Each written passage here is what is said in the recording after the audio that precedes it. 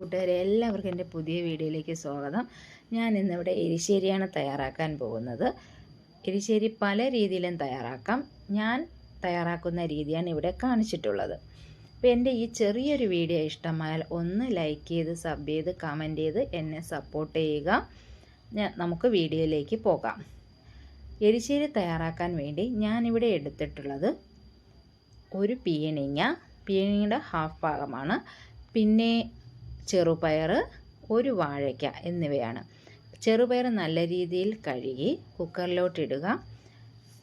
പീയണിങ്ങ, വാഴയ്ക്ക എന്നിവ ചതുര കഷ്ണങ്ങളായി അരിഞ്ഞ് കഴുകി വൃത്തിയാക്കി കുക്കറിലോട്ടിട്ട് ആവശ്യത്തിന് ഉപ്പ്, മഞ്ഞൾപ്പൊടി, മുളക് പൊടി എന്നിവ ഇട്ടതിന് ശേഷം 2 ഗ്ലാസ് വെള്ളം ഒഴിച്ച് കുക്കർ അടച്ച് വെച്ച് 4 വിസിൽ കേട്ടതിന് ശേഷം ഫ്ലെയിം ഓഫ് ചെയ്ത് അതിൻ്റെ ആവിയെല്ലാം പോയതിന് ശേഷം നമുക്ക് എടുത്ത് ഒന്ന് ഹാഫ് ഭാഗം, അതായത് പകുതി രീതിയിൽ ഒന്ന് ഉടച്ചെടുക്കാം.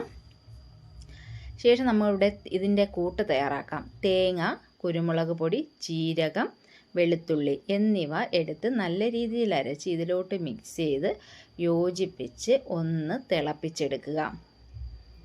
അടുത്ത സെക്ഷനിലോട്ട് നമുക്കിനി പോകാം.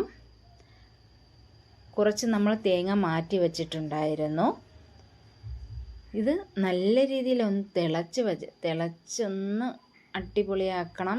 ആയതിനു ശേഷം നമുക്ക് ഇതൊന്ന് മാറ്റി വെച്ചിട്ട് ഒരു ചട്ടി അടുപ്പിൽ വെച്ച് എണ്ണ ഒഴിച്ച് കടുക് പൊട്ടിച്ച് ഉഴുന്ന് പരിപ്പിടുക, വറ്റൽമുളകിടുക, കറിവേപ്പില ഇടുക. പിന്നെ ഇതെല്ലാം ഇട്ടതിന് ശേഷം നമ്മുടെ തേങ്ങ അതിലോട്ട് ഇട്ട് കൊടുക്കുക. ഇതെല്ലാം കൂടെ ഒന്ന് മൂത്ത് ആ നിറമൊക്കെ ഒന്ന് ഗോൾഡൻ കളറിലോട്ടൊന്ന് മാറി വരുമ്പോൾ അത് എടുത്ത് നമുക്ക് ഏതാണ് നമ്മുടെ ഈ തിളപ്പിച്ച് മാറ്റി വെച്ചേക്കുന്ന കറിയിലോട്ട് ഒഴിക്കുമ്പോഴാണ് ഒരു മണം ഇങ്ങോട്ട് വരും. എന്നാ മണമെന്നറിയാവോ? അപ്പോൾ ആ രീതിയിലൊന്ന് ചെയ്തെടുക്കുമ്പോൾ നമ്മുടെ എരിശ്ശേരി റെഡി ആയിട്ടുണ്ട്. പിന്നെ ഇത് പല രീതിയിലും ഉണ്ടാക്കുന്നുണ്ട്. തേങ്ങ വറുത്ത് അതോടെ നമ്മൾ അരയ്ക്കാതെ കൂട്ടിലോട്ട് ഇടുന്നവരുമുണ്ട്. പിന്നെ തോരൻ്റെ രീതിയിൽ തേങ്ങ അരച്ചിടുന്നവരുമുണ്ട്.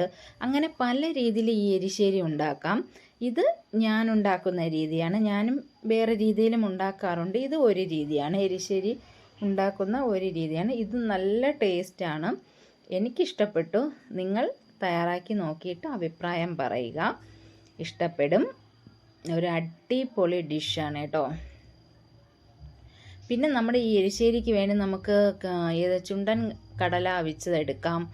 പിന്നെ നമ്മുടെ ഏത്തയ്ക്ക മാത്രമായിട്ട് ഉണ്ടാക്കുന്നതുണ്ട്, പീയണിങ്ങ മാത്രമായിട്ട് ഉണ്ടാക്കുന്നവരുണ്ട്. അങ്ങനെ പല രീതിയിലാണ് എരിശ്ശേരി ഉണ്ടാക്കുന്നത്.